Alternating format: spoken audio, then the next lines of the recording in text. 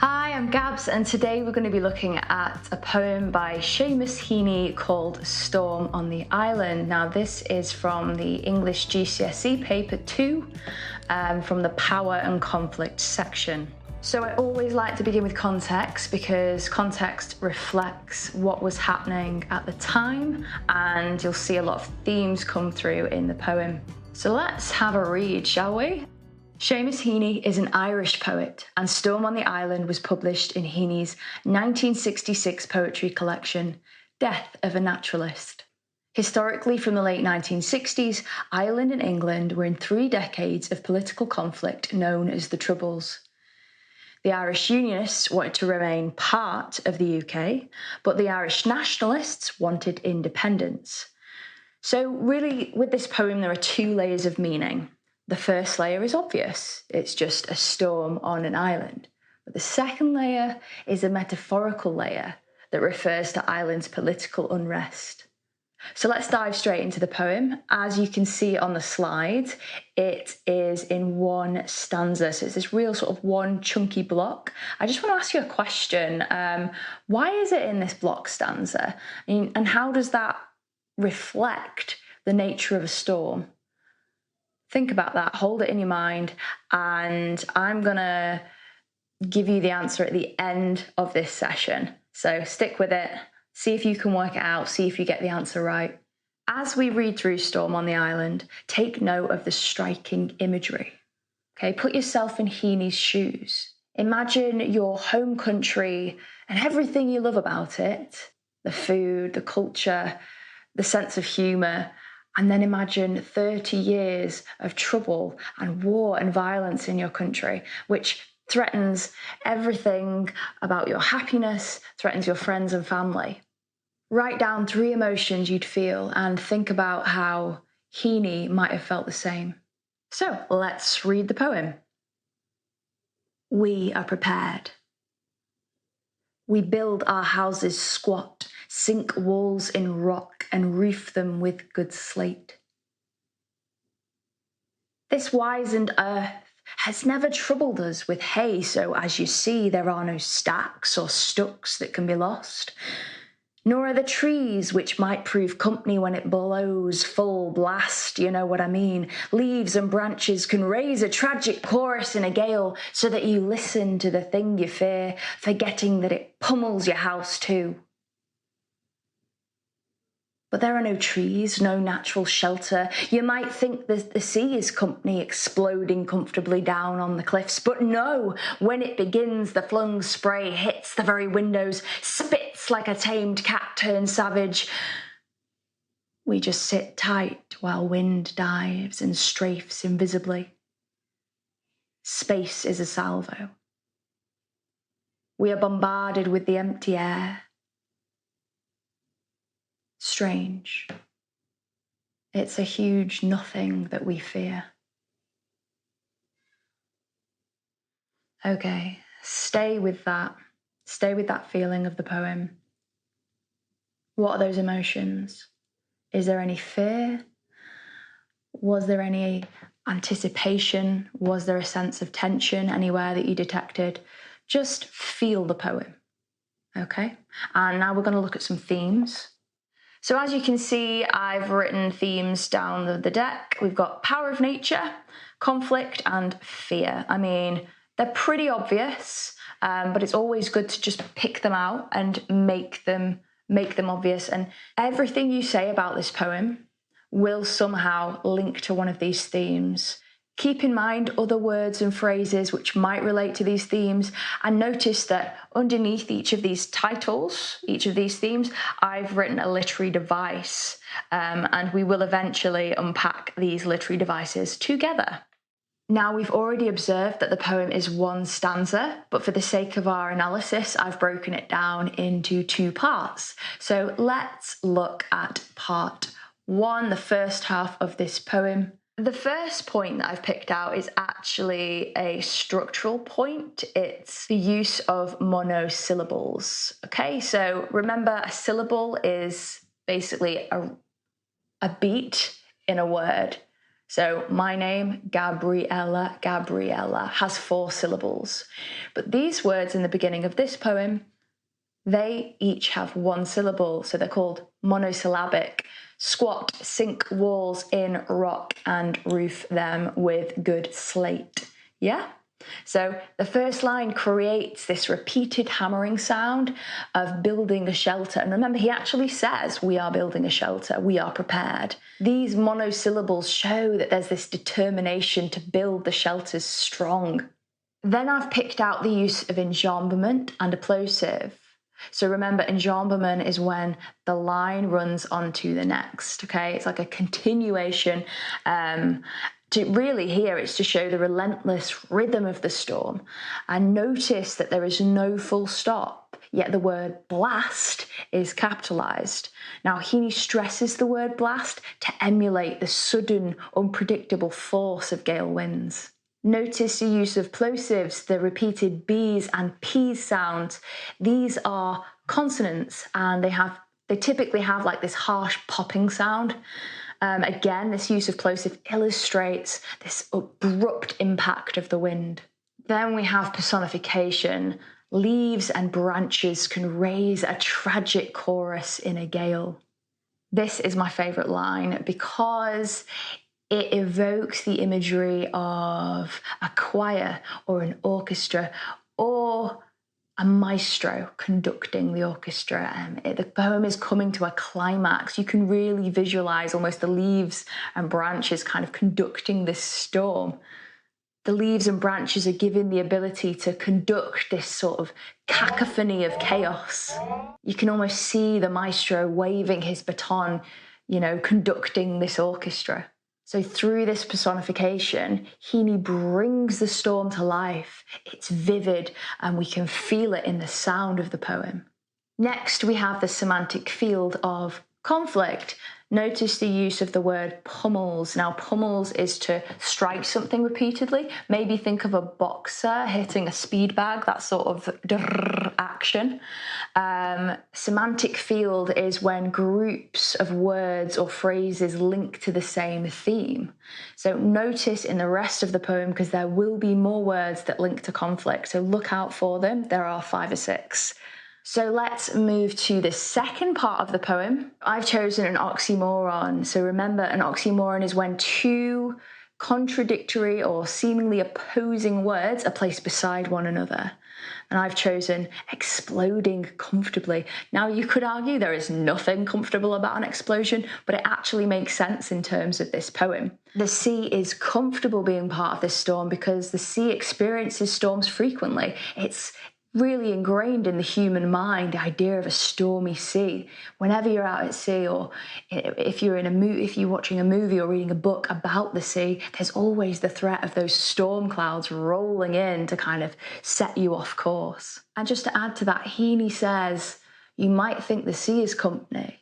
The word company refers to friendship, companionship. There's an element of trust there.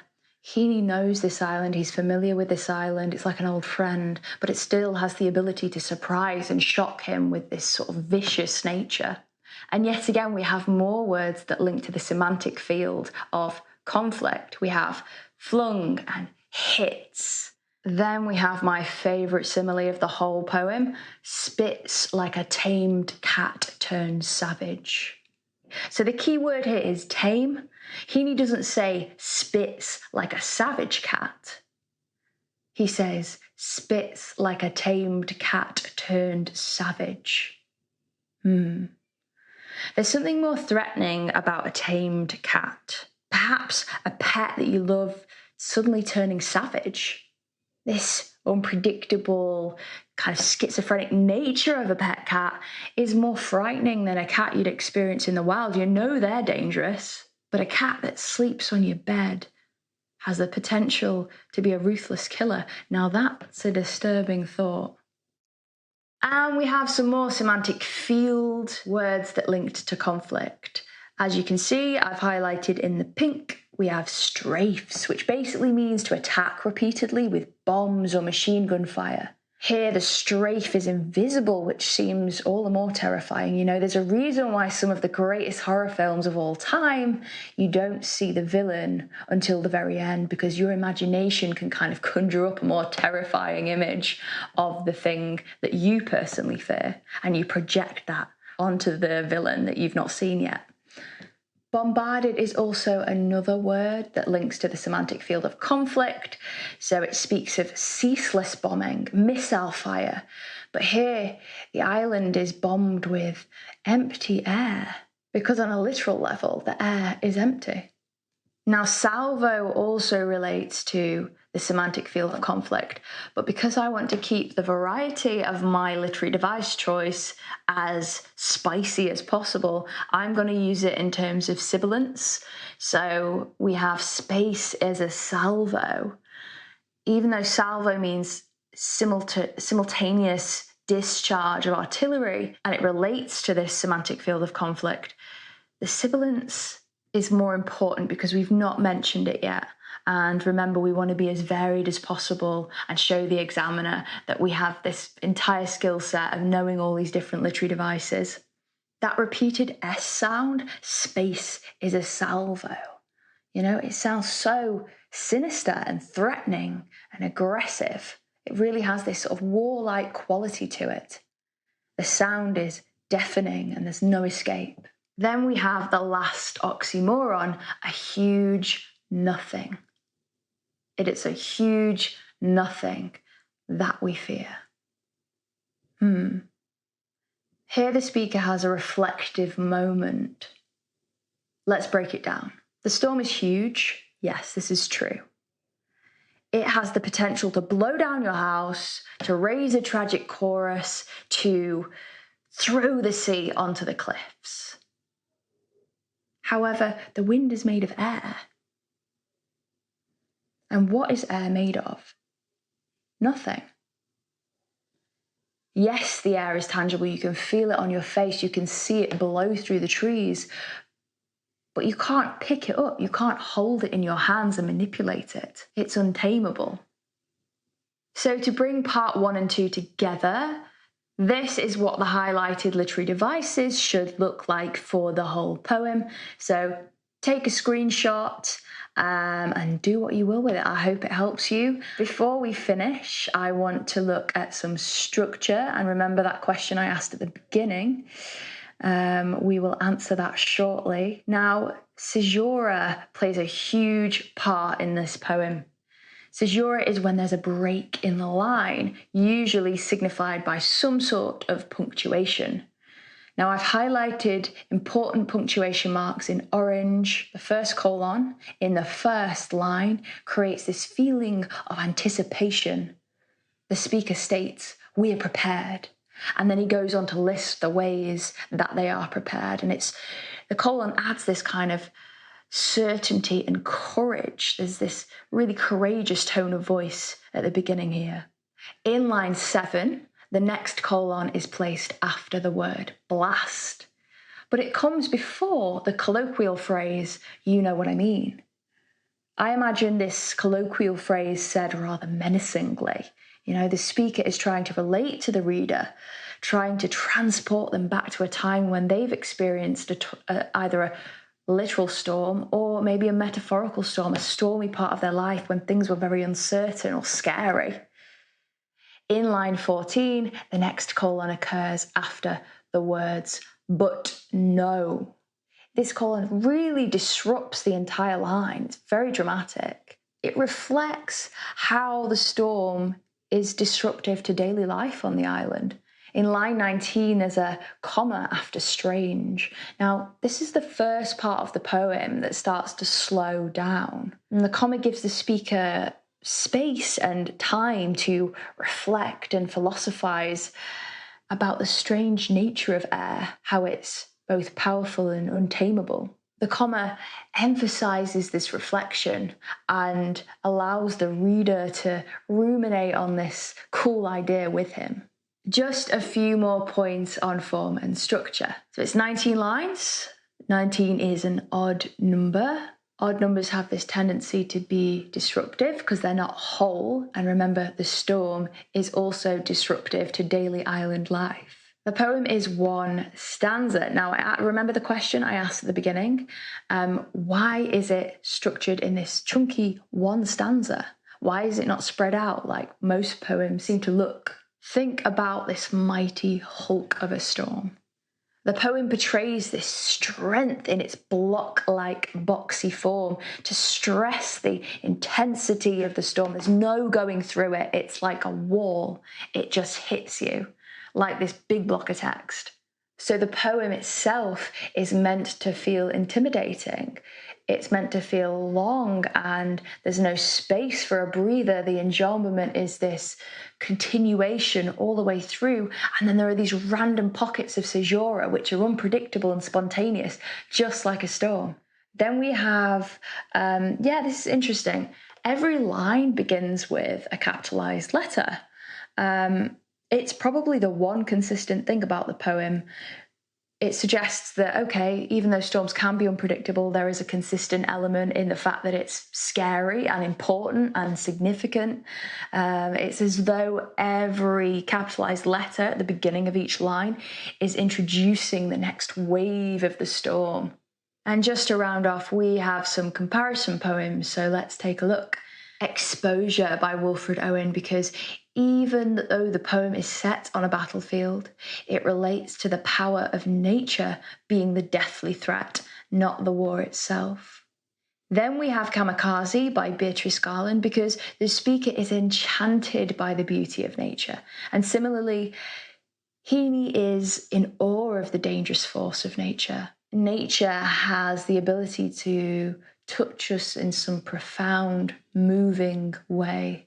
I would also throw Bayonet Charge by Ted Hughes into the mix, because there are many similarities in terms of physical violence, bombing and gunfire, and the protagonist has to make their way through this terrifying war zone, which is really difficult to navigate. So that's it, guys. Well done for sticking with it all the way through. Give this video a like and tell me your favourite discovery. Is there anything else you'd like to add to my thoughts? Comment below. Also, if you want to come and hang out with me between videos, come say hi on Instagram. And if you wanted to download the slides I presented today with some extra juicy notes, head to my Patreon where you can find those slides, and also request a one-on-one lesson with me. I love working one-to-one with you guys because we are given the time and the space to delve even deeper into these poems. Believe me, there are more layers to unpack. So, yeah, I think that's everything. Thanks for joining me again, and I'll see you next time.